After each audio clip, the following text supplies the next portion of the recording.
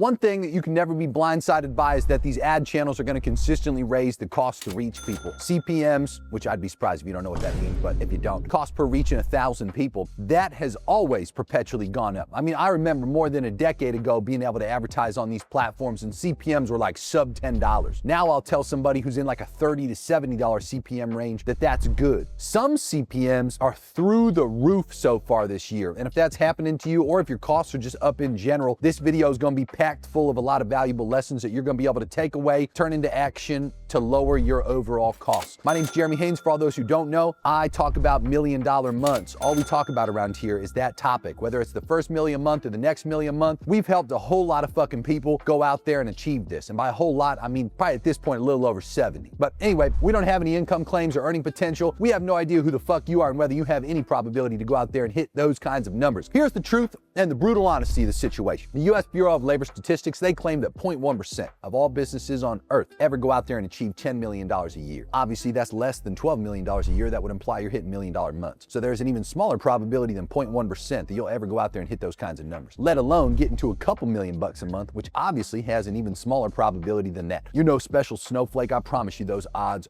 have to apply to you. So again, no earnings claims, no income potential, just lessons from people who have been there, done that. All of what we're going to talk about here today is exactly what the big dogs are doing. So pay attention. First things first, you have to understand why this occurs so you're never shocked by it. Because at the new part of every single year, costs go up. People always complain and get all fussy and they're like, oh my God, like Facebook raised my costs, Meta raised my costs, Google raised my costs. Whatever ad platform you're on, they're always going to raise your costs because they're for-profit companies. Okay? They are also, in almost all instances at this scale, publicly traded for-profit companies. The only ones at this point that aren't are companies like AppLovin, as an example. But every year, they want to continue to show investors, even if they're private, but obviously in almost all instances, they're public. So in their earnings reports, they want to show that they can continue making more money, which they generally always do by making you as the advertiser pay for it. They also do stupid shit that absolutely vaporizes their money, like take Meta's involvement in the VR world, right? It's like technically that could come to fruition maybe in a decade or two from now and more people are going to use it. But overall, as we can all kind of look back in hindsight and confirm, that was pretty fucking stupid, okay? So anyway, who pays for those mistakes and those hundreds of billions of dollars or dozens of billions of dollars, I think, that were just caught on fire? You and me, through higher CPM. So we got to know how to counter that. Because here's the thing. The first things first, auto bidding is essentially saying, hey, come and fuck me. I'm willing to pay you more money. I'm happy to do it. You also got to understand this concept called signals, okay? Signals are how you communicate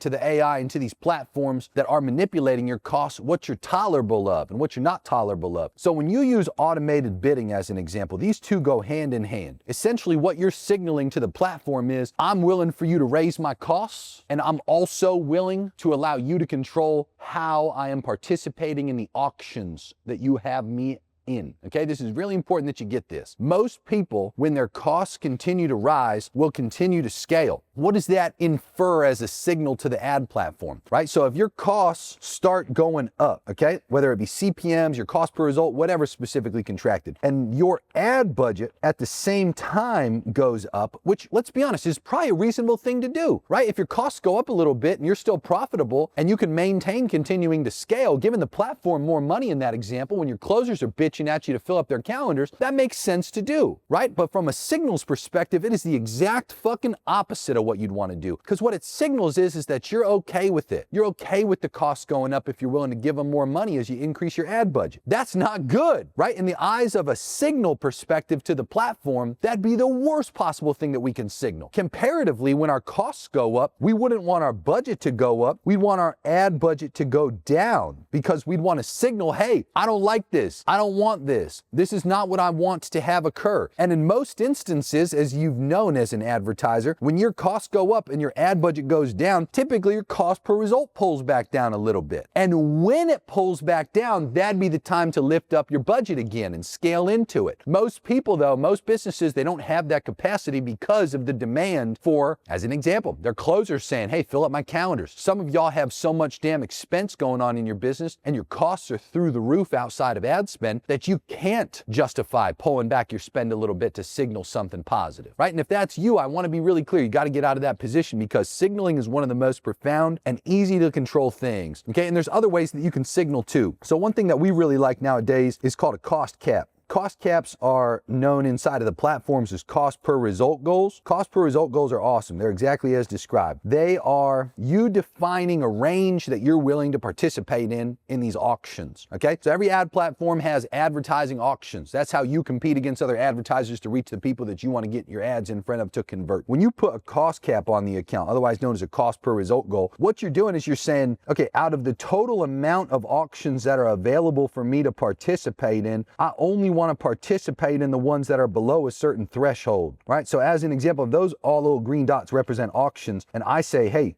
this is my target cost. I want $100 cost per result or less. Let's assume that's a cost per call in this example. When you put a cost cap, what you're saying is, hey, I'm willing to participate in auctions down here. Anything down here, clear out for me. But what you're also saying when you do a cost cap is you're willing to have auctions that are a little bit higher than that in an attempt to average out to that cost, okay? Very core concept as an advertiser is to understand the difference between a cost cap and what's known as a bid cap. A bid cap, just to refresh your memory, and I'm not trying to talk elementary to you. That's not what I like to do here on this channel. But surprisingly, everybody's gotten used to automated bidding recently, and I've noticed there's actually amongst very high spend advertisers not a lot of common awareness between cost caps. I use cost caps all the fucking time right now. Damn near every campaign that we launch and run nowadays, especially, we're running cost caps. Okay, so when you put a bid cap is a hard ceiling. Okay, so a bid cap is saying I do not want to participate in anything up here. There's nothing that I want with that level of auction. I am only willing to participate in auctions that are down in this range. Okay, so again, a bid cap means a hard ceiling. Okay, a cost cap is essentially saying I want my cost to average out to this range. Now, cost caps are very favorable as a signal because what they're immediately doing before you even launch a campaign is signaling to the platform, this is the range in which I want to participate. Now, what happens with cost caps, which is really important to understand, let's say that I have $1,000 a day budget, okay? And with that budget that I have set aside, let's use that same example that I have $100 cost per result goal, okay? That's my cost cap right there. Now, what ends up happening is if there are auctions available in that range for me to participate in, I'll spend the full daily budget. If there are not enough auctions that the platform sees that I can participate in with that cost per result goal, I'm not going to be able to spend the full amount of daily budget, which means I'm then going to need to increase my cost per result goal a little bit. Very simple concept to understand, but again, when you start using cost caps, this is something you want to be mindful of because there is a high probability, give or take where you set your cost per result goal initially, that you're going to need to bump it up a little bit. Cost per result goals are also really good because they allow you to scale rapidly. One thing that I love as an example, let's say that I'm willing to spend $10,000 a day on a budget, right? And same example, let's say that I have a $100 cost per result goal. And let's use the example that I'm not spending that full amount per day, okay? So let's say that in this example, out of the total days spend, it's only burning about $5,500, okay? So that means that I have about $4,500 that could have been spent that wasn't spent in that example, okay? Now, that means that I have to increase this a little bit, okay? So when you come down to your financial modeling that you should be doing by now, you got your Google sheet with your model in it, whatever the fuck you're using, I can then go back to my model and I can just adjust my cost per result up a little bit and see what that does to every statistic that follows in terms of ROAS, collected dollars per book call, whatever it is that you're running traffic to, I can see how that additional cost, whether it be a cost per webinar registrant, a cost per purchase, a cost per call, a cost per whatever. I can go to my financial model and I can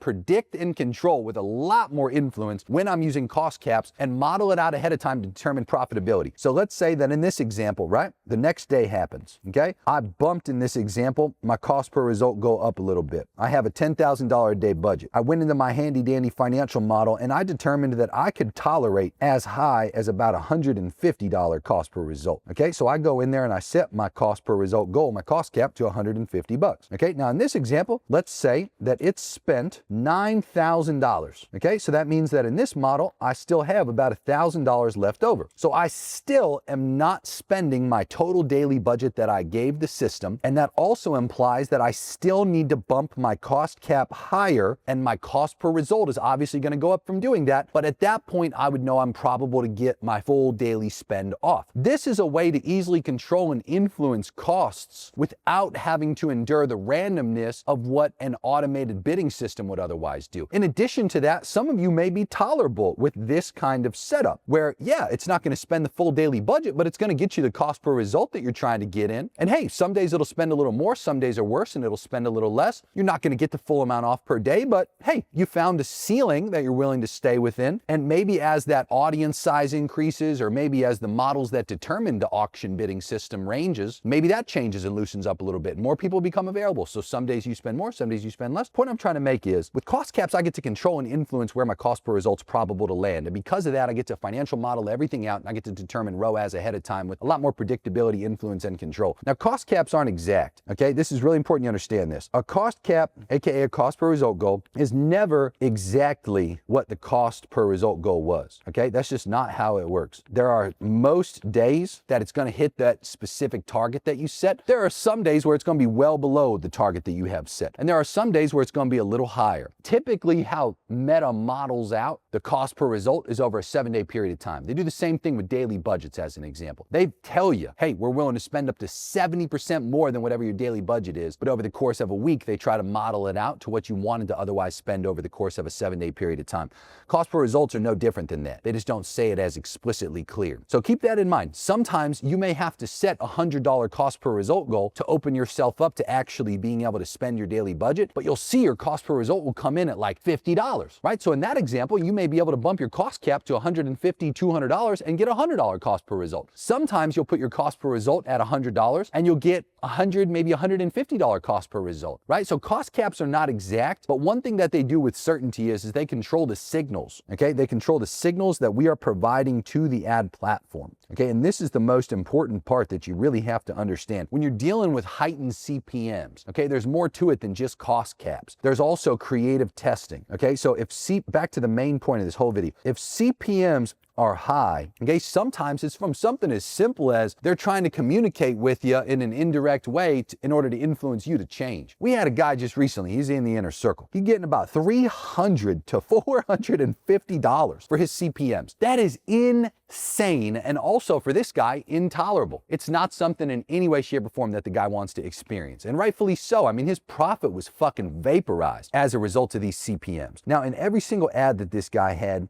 most of them were videos, right? And when he would do his videos, he would do a talking head video. So he would stand there kind of like this, and he would yap, and he'd have little captions at the bottom of the video. And that was his ad that he would make. And this guy's a personal brand, so that made a lot of sense as an example for his type of ad. That type of ad was getting $300 to $400 CPMs. When we went in the ad account and we just looked on the ad level across every campaign that had run since his CPMs were this high, which had been months, almost a year, we looked and found a very clear pattern, okay? For him specifically, image ads and what we called static reels, these had lower CPMs by a lot. They had like $90, sometimes as low as $70, all the way up to about $150 CPMs. That's a huge fucking difference comparatively to $300 to $450 CPMs. Now, image ads for him didn't have his face in it at all. They had black background, white text, or white background, black text. The static reels did have him in it, but these were just like short little, almost like B-roll type videos that a personal brand would shoot. Like him sitting down talking on a Zoom call, or him like walking through an airport or something like that. You know, picture like little 7 to 12 second videos like that with text over top of it, kind of like how an image ad would have text, but instead it has a video background. That's what we called a static reel. So image ads and static reels for him were only used in about 3 to 4 of his total ad sets out of dozens and dozens. He not only tried to get rid of himself in the talking head ones, he tried to, as an example, hire other talking heads. He tried to use AI UGC creators. Every single talking head video, whether it was him or somebody else, just torched and vaporized on the CPMs. He was forced to essentially use image ads and static reels. And this is really important you understand this. These companies like Meta in this example, they don't have the capacity to just pick up the phone and call you and say,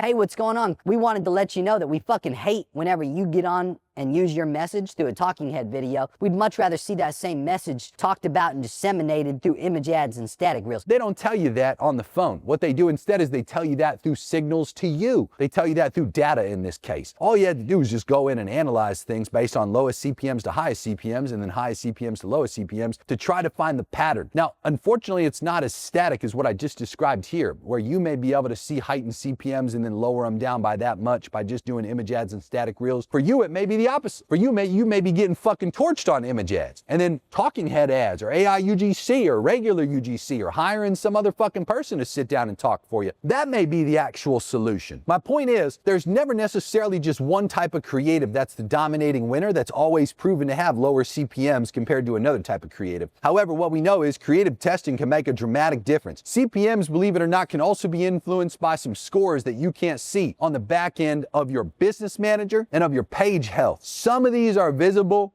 some of them are not. Some of them are internal statistics and scores that these platforms have on you. But if you have a page, as an example, that just has nothing on it, very low engagement, sometimes that can be totally fine. Other times that could be the cause of your high CPMs. Sometimes your website loads absolutely slow as shit, and that could be why you have high CPMs. Sometimes you're getting bot attacked, and as a result of getting bot attacked, all your stats that get sent back to the ad channel make the ad channel think, well, we're sending a fuckload of traffic to this guy, but his stats look like rubbish. Let's fucking punish him and increase his costs so he makes some changes. Signals are still the core lesson here, okay? You can signal to the platform what you want it to do, like cost caps as an example, like bid cap strategies. But in addition to that, you can also have signals that are sent to you to get you to do stuff, but you got to be mindful of those. You got to see the pattern recognition. You got to understand what to do, okay? And again, I'm going to close out this whole set of lessons here today with bid caps, okay? We had a guy just recently spending upwards of $500,000 a month on distributing content through boosted posts, if you can believe that. He's doing 1.4 to about 1.6 mil a month now with that strategy. He was getting a cost per follow of about $8 to $10 off of this approach. I taught him how to do bid caps. He's essentially running link click campaigns, a traffic campaign objective optimized for link clicks, clicking through to his Instagram profile when he promoted a piece of content. He's getting the high cost per click. I told him to put a bid cap of half of that. He cut his cost per follow down to $4 to $5 and was still successfully able to get off that full $500,000 a month in spend, right? There's all kinds of things. I just want to be extremely clear that act as signals. You got to understand what every signal is, and there's all kinds of them. I've taught you a few of them here today, but I keep the rest of them for people that actually pay me money. Check out the links down in the description. I got two things for you. I got Jeremy's Inner Circle, which is for rich people trying to get a fuckload richer. It's costly, but it's well worth it for the right types of folks. There's income qualifications. We do twice a month one-on-one calls together. We can talk about things exactly like this, and I tell you this point blank, loud and clear. Whether it's through a one-on-one call, whether it's through our quarterly in-person masterminds, our weekly group calls, our massive course library, you talking to Jeremy AI, you being in the group chat and seeing these things amongst other members, not necessarily originating from me, you will get the exposure you need to be able to have absolute certainty and confidence in your capacity to control this type of data, okay? Stop getting fucked on. If you are rich trying to get a fuckload richer, Jeremy's Inner Circle is perfect for you. If you just want a very well-rounded perspective on all things digital marketing related, check out my Master Internet Marketing program. I cover this in week 3. I have a 7-week live class. Once a year, we update the whole class because things change every year in marketing and advertising. And we go back and we update all of it. You will be one of the most well-rounded digital marketers on earth after you take that program. 7 weeks, 3 to 5 hour classes per week. Each week covers a different topic. You can check out the page below. There's a link in the description for you to preview week 1 of those 7 weeks. So you can get an idea if you like my teaching style, if you like the education that you get from it. We have extensive homework libraries in between each one of those live classes. We have dozens and dozens of SOPs that you get in Jeremy's Inner Circle or you get in Master Internet Marketing. We got little AI tools to help you navigate it all and find stuff easily. And again, both programs include Jeremy AI. Jeremy's Inner Circle just includes unlimited access. Master Internet Marketing includes some limitations, but again, you'd have to really abuse the fuck out of it to ever hit those limitations. So anyway, long story short, I tell you all this to let you know, per usual, I'm not one of those dickheads that just free and clear reveals it all for free on YouTube. I do carry about 10 to 20% of what I know here on YouTube. The other 80 to 90% I talk about inside of my paid offers. Either way, go check out some of my other videos on my channel. Subscribe if you haven't done so already. Thank you so much for spending this time with me here today. And most importantly, go get rich. Talk soon.